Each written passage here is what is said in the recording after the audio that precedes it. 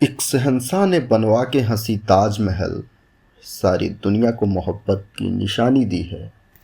शकील बदायूनी के इस शेर का अर्थ तो हम सब बचपन से जानते हैं। मैंने भी 6वीं की किताब में पढ़ा था कि शाहजहां नाम का एक बादशाह था जिसने अपनी मोहब्बत को क़यामत तक जिंदा रखने के लिए एक प्रेमानुराग राजभार्या बेगम मुमताज़ की याद में ताजमहल बनवा दिया था। वक्त गुजरता गया, हम बड़े हुए तो हमने एक कहावत सुनी कि हर सिक्के के दो पहलू होते हैं। जब उम्र समझदारी लेके आई तो हम हर बात के पहलू ढूंढने लगे, सवाल करने लगे और अपने तर्क देने लगे। कुछ एक साल पहले की बात है, हमने कहीं देखा, सुना या फिर पढ़ा था कि ताजमहल के नीचे कोई मंदिर है। बात आश्चर्य वाली थी। जिस ताज की खूबसूरती पर कसीदे पढ़े जाते हैं, क्या सचमुच उसके नीचे कोई मंदिर दफन है? इस सवाल के साथ हम किसी पते पे पहुंचे तो हमें सिक्के का वो दूसरा पहलू पता लगा, जिसकी वजह से ये सवाल कुछ हद तक जायज़ सा लगा।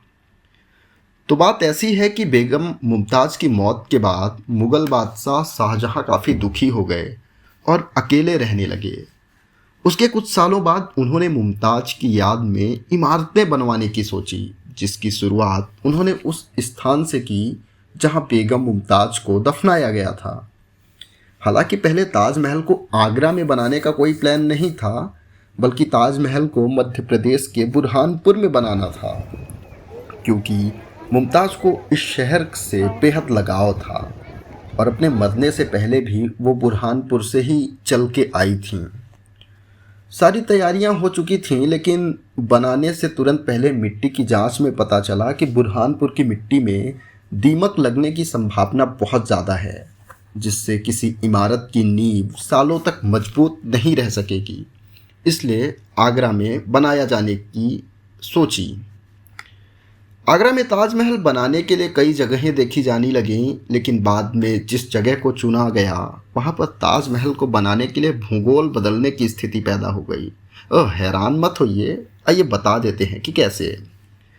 दरअसल आप जानते हैं कि ताजमहल उत्तर प्रदेश के आगरा में यमुना नदी के किनारे बना है, लेकिन ये बात तो बेहद कम लोगों को पता है कि ताजमहल के से पहले वहाँ एक दूसरा महल था, जो जयपुर के राजपूत शासक राजा जयसिंह का था।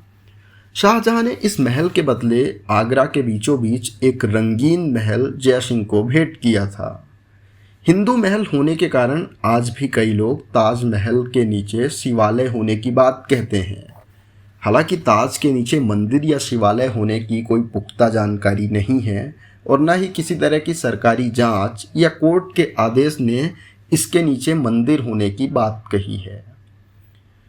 इस तरह की सभी अनोखी दिलचस्प जानकारियों के लिए हमारे चैनल को सब्सक्राइब कर लें। वीडियो पसंद आया हो तो एक लाइक और शेयर ज़रूर करें।